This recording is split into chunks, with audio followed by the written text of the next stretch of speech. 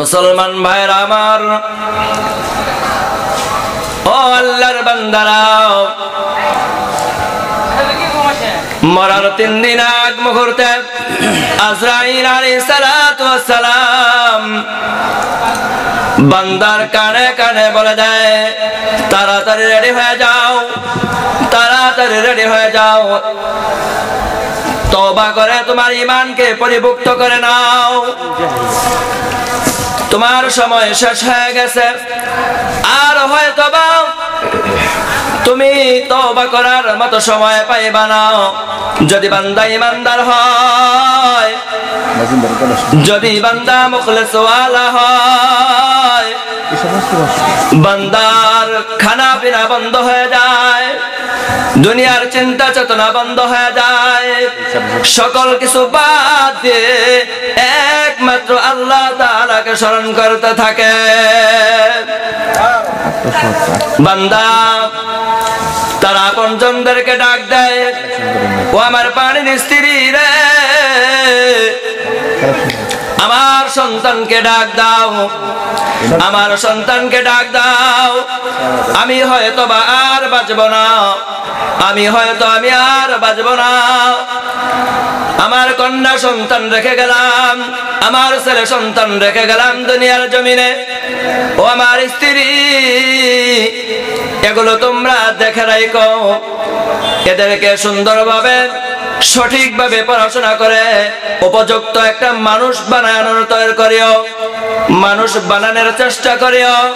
আমি হয়তো আর 2-1 দিন বাঁচবো, মারা যাব, আর দুনিয়ার জমিনে হয়তো বা থাকবো না। ও প্রাণের স্ত্রী, তুমি আমার এই সংসারটাকে দেখে রাখো। বাবা সন্তানকে যখন ডাক দিয়ে বলে, ও আমার সন্তান, মসজিদের ইমাম সাহেবকে ডাক দাও, আমার সময় শেষ হয়ে গেছে, আমার সময় শেষ হয়ে গেছে, আমাকে তওবা করার জন্য ইমাম সাহেবকে ডাক দাও। সন্তান দৌড়ায় গিয়া ইমাম সাহেবকে ডাক দিয়ে নিয়ে আসে, মসজিদের ইমাম সাহেবকে ডাক দিয়ে নিয়ে আসে।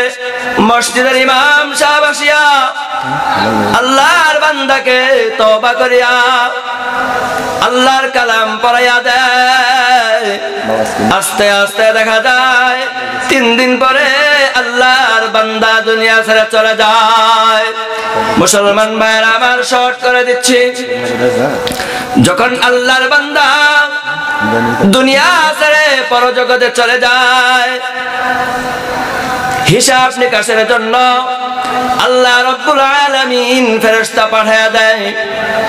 আল্লাহ রাব্বুল আলামিন ফেরেশতা পাঠায়া দিয়া বান্দাকে হয়তো জান্নাতি অথবা জাহান্নামী 2টা অপশন রাখে। যদি দুনিয়ার জমিনে ভালো কাজ করিয়া থাকে তাহলে সে জান্নাতি, আর যদি সে মন্দ কাজ করিয়া থাকে তাহলে সে জাহান্নামী। এই 2টা অপশন তিনি রাখেন। যদি ভালো কাজ করিয়া থাকে সে জান্নাতের দিকে যাওয়া শুরু করে, আর যদি খারাপ কাজ করিয়া থাকে, মন্দ কাজ করিয়া থাকে, তাহলে জাহান্নামের দিকে রওনা করে। ফেরেশতাগুলো ওই বান্দাকে, জান্নাতি বান্দাকে জান্নাতের দিকে রওনা করে নিয়ে বান্দাকে যখন জান্নাতের দিকে নিয়ে যাওয়ার জন্য প্রস্তুত হয়, লাল গালিচা বিছায়া দেয়, সুস্বাগতম জানায়া দেয়, ফুল ছিটায়া বান্দাকে জান্নাতের গেট পর্যন্ত নিয়ে যায়। বলেন সুবহানাল্লাহ। এত সম্মান ফেরেশতারা দিয়া জান্নাতের গেট পর্যন্ত নিয়ে যায় বান্দাকে জিজ্ঞেস করে ফেরেশতারা, জান্নাতের গেট পর্যন্ত আমরা চলে আসছি, ও আল্লাহর বান্দা, আমাদের তো জান্নাতের ভিতরে ঢোকার কোনো অনুমতি নাই, আপনি কি জান্নাতে যেতে পারবেন, জান্নাতের ভিতরে ঢুকতে পারবেন? আল্লাহর বান্দা বলে, হ্যাঁ, যেহেতু এই যে সামনেই দেখা যায় জান্নাতের গেট দেখা যায়, এখন তোমাদের কোনো প্রয়োজন নাই, এখন তোমাদের কোনো প্রয়োজন নাই, নয়, যাও যাও তোমরা চলে যাও, আমি জান্নাতের ভিতরে একাই ঢুকতে পারবো। বলেন সুবহানাল্লাহ। বান্দা যখন জান্নাতের গেটের সামনে চলে গেছে, জান্নাতের গেটের অবস্থা দেখে উনি বিমুগ্ধ হয়ে গেছে। জান্নাতের কারুকার্যগুলো দেখে উপরের দিকে তাকায়, নিচের দিকে তাকায়, ডানে তাকায়, বামে তাকায়, হাঁটা অবস্থায় ওই আল্লাহর তৈরি জান্নাতের গেট গুলো দেখতে থাকে। এদিকে যখন জান্নাতের গেট দেখা শেষ হয়ে যায়, হাঁটার অবস্থায় যখন জান্নাতের গেট গুলো দেখা হয়ে যায়, এদিকে জান্নাতের গেটের ভিতরে যখন আল্লাহর বান্দা এক পা দিয়ে দিছে, দেখা যাচ্ছে আল্লাহর বান্দা দেখতে পায় ফেরেশতাদের মুখের ভিতরে পেরেশানির একটা ছাপ।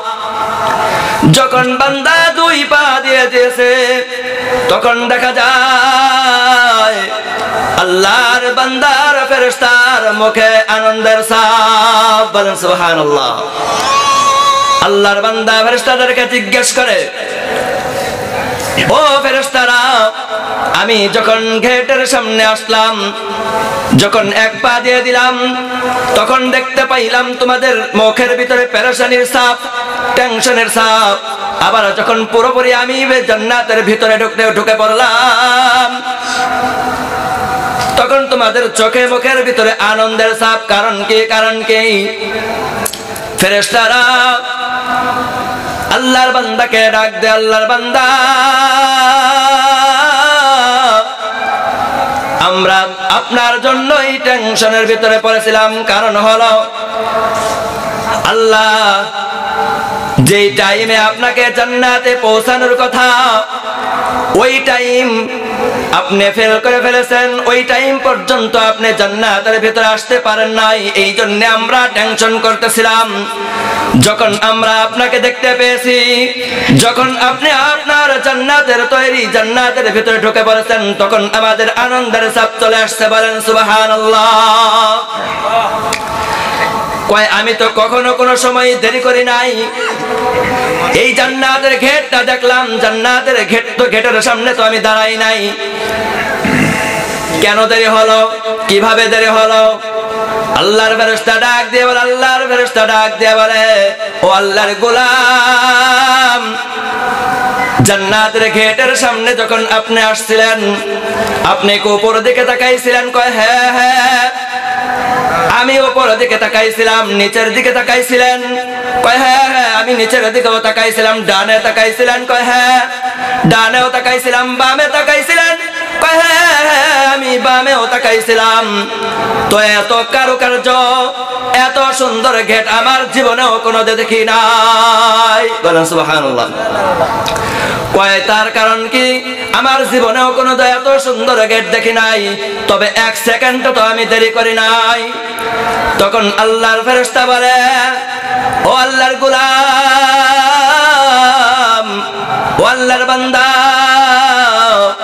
তুমি ডানে তাকাইছিলা, বামে তাকাইছিলা, উপর দিকে তাকাইছিলা, নিচের দিকে তাকাইছিলা। এই আল্লাহ তাআলার তৈরি এই জান্নাতের গেটটা তুমি যখন দেখতেছিলা, ওই জান্নাতের গেটের কারুকার্য দেখে তুমি এত মুগ্ধ হয়েছিলা, কখন 40 বছর সময় গেছে তুমি টের পাও নাই। বলে সুবহানাল্লাহ, সুবহানাল্লাহ। কয় বছর সময় গেছে? 40 বছর সময় গেছে, কিন্তু দাঁড়ায় নাই। কিন্তু দাঁড়াইছে? দাঁড়ায় নাই, শুধু এদিক সেদিক উপরে নিচে তাকাইছে। এর ভিতরেই 40 বছর সময় গেছে। কয় বছর? 40 বছর সময় গেছে। দেখেন মুসলমান ভাইয়েরা আমার, শুধু জান্নাতের গেটটা, জান্নাতের গেটের সামনে গেছে, তাই কত আনন্দ পাইছে, তাই কত বড় বড় নিয়ামত, আল্লাহ তাআলার নিয়ামত গুলো দেখতে পাইছে। যখন জান্নাতের ভিতরে ঢুকছে, তখন আরো নিয়ামত, তখন কি আরো নিয়ামত। আল্লাহ রাসূল সাল্লাল্লাহু আলাইহি ওয়াসাল্লাম বলেন, লা কাতারা আলা কলবি বাশার। আমি এত আল্লাহ রাসূল বলে যে এত নিয়ামত আল্লাহ তাআলার তৈরি জান্নাতে আছে, তোমরা কল্পনাও করতে পারবা না। আমরা পারবো? জান্নাতে যে নিয়ামতগুলো আল্লাহ তাআলা আমাদের জন্য রাখছে সেগুলো আমরা কল্পনা করতে পারবো? সেগুলো আমাদের কল্পনার বাইরে। এই জন্য আমরা যাতে আল্লাহ তাআলার জান্নাতে যেতে চাই, আল্লাহ তাআলার জান্নাত যাতে আমরা পাইতে পারি, সেই কাজ আমরা দুনিয়াতেই করে যাব। রাজি আছি তো ইনশাআল্লাহ? সবাই রাজি আছে ইনশাআল্লাহ?